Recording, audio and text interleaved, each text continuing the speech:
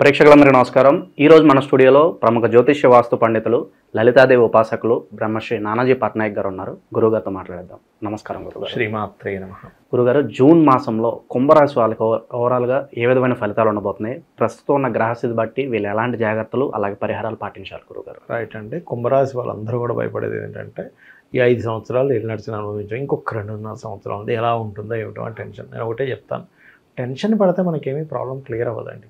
ఇప్పుడు జ్వరం వచ్చింది, టెన్షన్ పడితే క్లియర్ అవుతుందా? ట్యాబ్లెట్ వేసుకుంటాం, సింపుల్, అంతే కదా. అలాగే వీళ్ళు ధనస్థానంలో సంచరిస్తున్నాడు శని, కాబట్టి మీరు ఫైనాన్షియల్ మ్యాటర్స్ విషయంలో జాగ్రత్తగా ఉండాలి. ఎవరికైనా డబ్బులు ఇస్తున్నాం, తొందరపడి ఇస్తున్నామా, అమాయకంగా ఇస్తున్నామా? కొంతమంది ఏం చేస్తారు, డబ్బులు ఉన్నాయి మనవాడు బాగాలేడు కదా అంటే గమగమా ఇచ్చేస్తాం. అవతల వాళ్ళు మంచి వాళ్ళే అయ్యి ఉంటారు, కానీ సమ్ టైమ్స్ ఏమవుతుందంటే మీరు ఇచ్చిన మనీ స్ట్రక్ అవుతుంది ఎప్పుడైనా ధనస్థానంలో శని సంచారం జరిగేటప్పుడు. ఈ ఒక్క విషయంలో జాగ్రత్తగా ఉండాలి. అలాగే కుటుంబ సభ్యుల్లో ఒక్కొక్కసారి ఏవో పాత విషయాలు తీసుకొచ్చి దాని గురించి కొంచెం రప్చర్ అవుతూ ఉంటుంది. ఈ విషయం మెయిన్గా కుంభరాశి వారు జాగ్రత్త పడాలి. ఇక మిగతా అంశాలు కనుక చూసుకుంటే ఈ కుంభరాశి వారికి ఈ నెలలో కనుక గమనించుకున్నట్లయితే కాస్త మీకు పంచమంలో గురు సంచారం, ఓకే. అలాగే కుజుడు కూడా 6 నుంచి జరిగిపోతున్నాడండి. ఎప్పుడైతే కుజుడు 6 నుంచి మారుతున్నాడో ఈ పెయిన్స్ ఉంటాయి సార్, కొంతమందికి బాగా విపరీతమైన బాడీ పెయిన్స్, ఇవన్నీ ఈ 6వ తేదీ నుంచి మారినప్పటి నుంచి చాలా మటుకు రిలీఫ్ వస్తుంది కుంభం వారికి. కాకపోతే 6వ తేదీ తర్వాత ఎప్పుడైతే సప్తమంలోకి వెళ్తున్నాడో ఇక్కడ ఒక్క విషయం ఏంటంటే వీళ్ళు వీలైనంత మట్టుకు మ్యారేజ్ రిలేటెడ్ సంబంధించిన విషయాలు ఒక 1.5 year వరకు కొంచెం పెండింగ్ పెట్టుకోవడం మంచిదని చెప్తాను.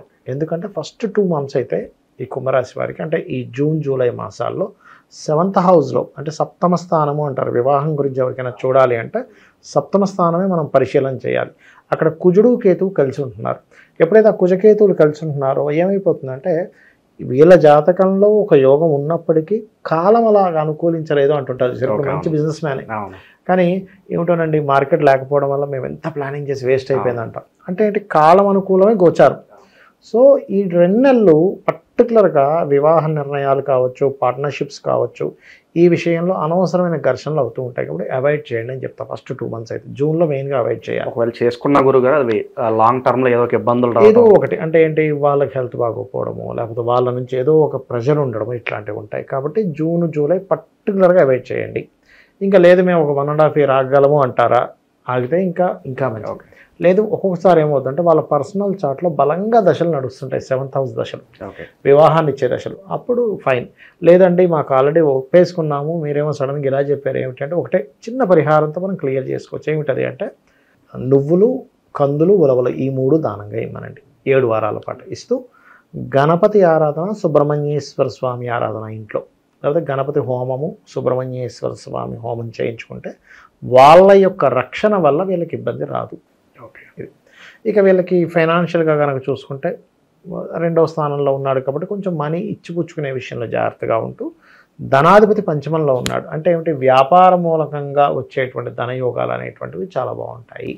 ఓకే, ఇవి ప్రధానంగా మనం చూసుకోవచ్చు. ఆరోగ్య పరిస్థితి ఎలా ఉండబోతుంది గురుగారు? ఇందాక నేను మీకు చెప్పినట్టుగా ఈ పెయిన్స్ ఉంటాయని చెప్పాను కదా, అది కొంచెం తగ్గుతుంది. కాకపోతే ఈ సప్తమంలో కుజుడు వెళ్ళినప్పుడు ఎవరికైనా బ్యాక్ పెయిన్స్ ఉంటాయి సార్, అవి మాత్రం కొంత ఇబ్బంది ఇస్తూ ఉంటుంది వీళ్ళకి కానీ వీళ్ళ జీవిత భాగస్వామికి కానీ. ఎందుకంటే లగ్నంలో కాదు అది జరిగే, సప్తమంలో జరుగుతుంది ఆ కాంబినేషన్.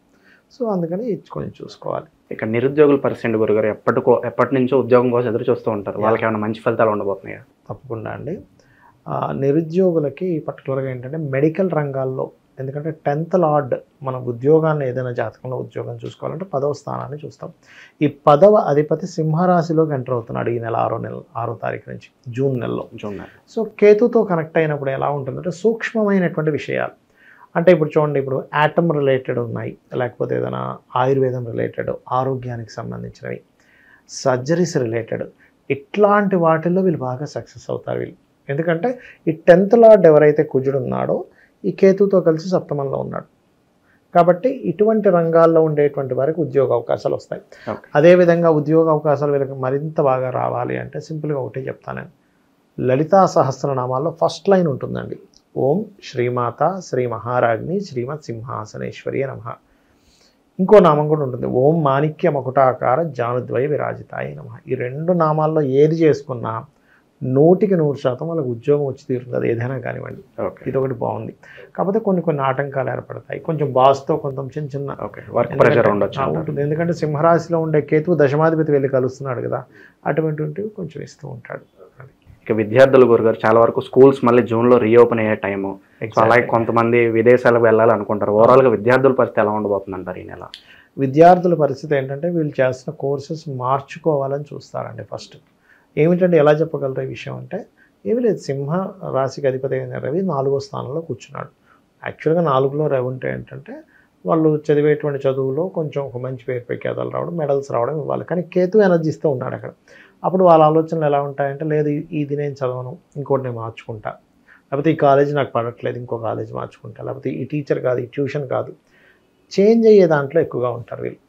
అదొకటి ఎక్కువగా చూపిస్తుంది. అలాగే వీళ్ళు చదివే చదువులో కూడా కొంత నేమ్ రావడం, గుర్తింపు కూడా ఇస్తాడండి ఇక్కడ. కాకపోతే ఏంటంటే సడన్గా అప్పుడే నేను అద్భుతంగా చదువుతాను, లేకపోతే అప్పుడే నాకు ఈ కోర్సు వద్దులే అని ఒక చిన్న వైరాగ్యం వీళ్ళని వెంటాడుతూ ఉంటుంది. బట్ దీనికి ఏంటంటే గణపతి ఆరాధన చేసుకుంటే చాలా బాగుంటుంది. ఇంకా కొత్త అవకాశాలు రావాలి, మాకంటూ కొంత పేరు ప్రఖ్యాతలు రావాలి, కొంత గుర్తింపు కావాలనుకుంటూ ఉంటారు గురుగారు. వాళ్ళకి ఎలా ఉండబోతున్న వాళ్ళగా? ఒకటేనండి, ఎప్పుడు కూడా పేరు ప్రఖ్యాతలు, కొత్త అవకాశాలు, సక్సెస్ అనేది చూసుకుంటే మనం లాభస్థానంలో చూసుకుంటాం. సో లాభాధిపతి శుభగ్రహమై సర్వసాధారణంగా కోణస్థానంలో ఉంది. సో ఇది సక్సెస్ రావడానికి చాలా మటుకు అనుకూలంగా ఉంది గురువు. సో మనకి జూపిటర్ అనే గ్రహం ఏదైతే ఉందో ఈ లగ్నానికి పాపైనప్పటికీ సహజ శుభుడు కాబట్టి తన స్థానాన్ని తను చూసుకుంటున్నాడు కాబట్టి ఖచ్చితంగా సక్సెస్ రేట్ని ఇస్తాడు. లాభాలు చేసే వ్యాపారాల్లో లాభాలు ఇవన్నీ కూడా. అయితే ఇక్కడ ఏంటంటే ఈ గురుగ్రహానికి శనిగ్రహానికి సంబంధించిన దీపారాధన, అంటే గురు శనిగ్రహాల దగ్గర దీపారాధన చేసి ప్రదక్షిణం కనుక చేసుకున్నట్లయితే వీళ్ళు చేసే ప్రయత్నం కావచ్చు. అయితే ఎప్పుడూ కూడా ఎవరైనా కానీ ఏ లగ్నం ఏ రాశి అయినా కానీ చేసే ప్రయత్నం అవ్వట్లేదు అంటే సింపుల్ ఏం లేదు, మీ 3వ అధిపతి ఎక్కడ ఉన్నాడో చూసుకోవాలి. ఇప్పుడు ఈ మంత్లో వీళ్ళ 3వ అధిపతి ఎక్కడ ఉంటాడు, కేతువుతో కలిసి ఉంటాడు. అంటే ఏంటి, గణపతి ఆరాధన.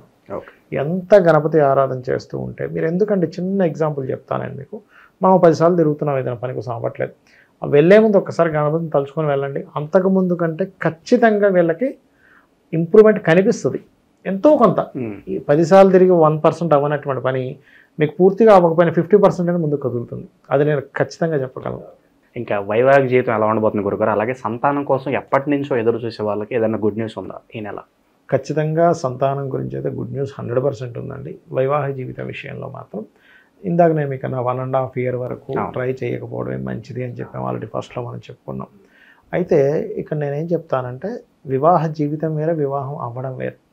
అయ్యేటువంటి వారిది 7వ స్థానంలో చూస్తే, వివాహ జీవితాన్ని మనం క్యాలిక్యులేట్ చేయడం 12వ స్థానంలో చూస్తాం. ఎందుకు అంటే 12వ స్థానం అనేది పూర్వజన్మలో ఈ జాతకుడు, ఈ జీవుడు వివాహ సంబంధించిన విషయంలో ఎటువంటి కర్మ చేశాడని చెప్తుంది 12వ స్థానం. ఈ 12వ స్థానం ఎంత బాగుంటే వీళ్ళకి వివాహ జీవితం అంత బాగుంటుంది. పర్సనల్గా చూసుకోవాలి. లేదండి మరి ఇప్పుడున్న గోచారం ఏం చెప్తుంది 12వ స్థానం గురించి అంటే బెటర్గానే ఉందని చెప్పుకోవాలి. ఓకే. ఎందుకంటే ఈ 12వ అధిపతి శని వెళ్ళి గురువు స్థానంలో కూర్చున్నాడు, అంటే శుభరాశుల్లో కూర్చున్నాడు. ఎప్పుడైతే శుభరాశుల్లో కూర్చున్నాడు ఇట్స్ గుడ్. అలా గురుగారు ఎప్పటి నుంచో పోలీస్ స్టేషన్లో కోర్టుల చుట్టూ తిరుగుతూ న్యాయం కోసం పోరాడుతూ ఉంటారు. అలాంటి వాళ్ళకి ఏదన్నా మంచి ఫలితాలు ఉండబోతున్నాయా? గురువు న్యాయానికి కారకుడు అండి, పంచమంలో ఉన్నాడు కాబట్టి ఈ లగ్నానికి శుభుడైనటువంటి శని ఈ యొక్క మీన రాశిలో కూర్చున్నాడు. సో గురువు ఖచ్చితంగా మంచి ఫలితాలు ఇస్తాడు, అందులో ఎటువంటి సందేహం లేదు.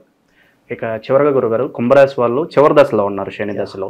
ఓవరాల్గా ఈ పీరియడ్ వీళ్ళకి ఎలా ఉంటుంది? ఓవరాల్గా వీళ్ళు ఎలాంటి జాగ్రత్తలు తీసుకోవాలి చివరిగా వీళ్ళు? ఒకటేనండి, ఫైనాన్షియల్ మ్యాటర్స్ విషయంలో జాగ్రత్త తీసుకోవాలని చెప్పాను నేను ఆల్రెడీ.